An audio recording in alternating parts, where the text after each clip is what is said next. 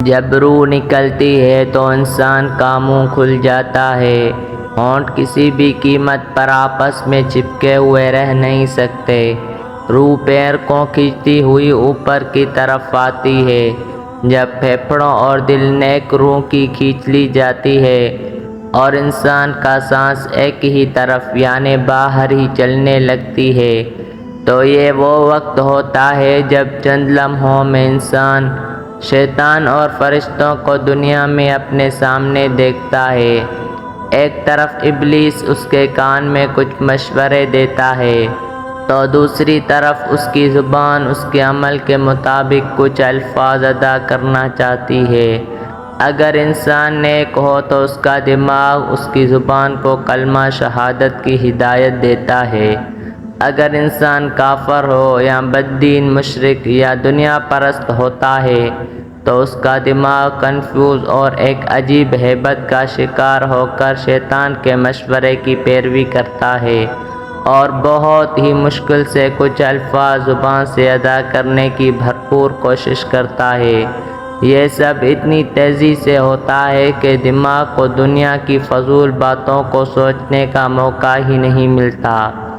انسان کی روح نکلتے ہوئے ایک زبردست تکلیف ذہن محسوس کرتا ہے، لیکن تڑپ نہیں پاتا، کیونکہ دماغ کو چھوڑ کر باقی جسم کی روح اس کے حلق میں اکٹھی ہو جاتی ہے اور جسم ایک گوشت کے بے جان لوتھڑے کی طرح پڑا ہوا ہوتا ہے جس میں کوئی حرکت کی گنجائش نہیں رہتی۔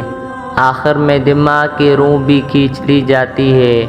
آنکھیں روح کو لے جاتے ہوئے دیکھتی ہیں، اس لیے کہ آنکھوں کی پتلیاں اوپر چڑھ جاتی ہیں، یا جس سمت فرشتہ روح قبض کر کے جاتا ہے اس سمت کی طرف ہوتی ہے۔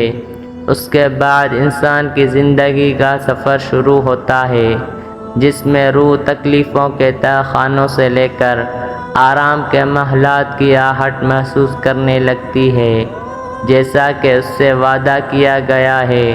جو دنیا سے گیا واپس کبھی لوٹا نہیں، صرف اس لیے کہ کیونکہ اس کی روح عالم برزخ کا انتظار کر رہی ہوتی ہے، جس میں اس کا ٹھکانہ دے دیا جائے گا۔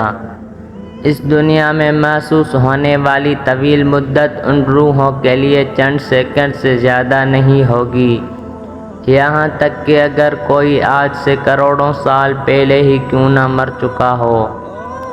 مومن کی روح اس طرح کھینچ لی جاتی ہے جیسے آٹے سے بال نکالا جاتا ہے۔ گناہگار کی روح خاردار درخت پر پڑے سوتی کپڑے کی طرح کھینچی جاتی ہے۔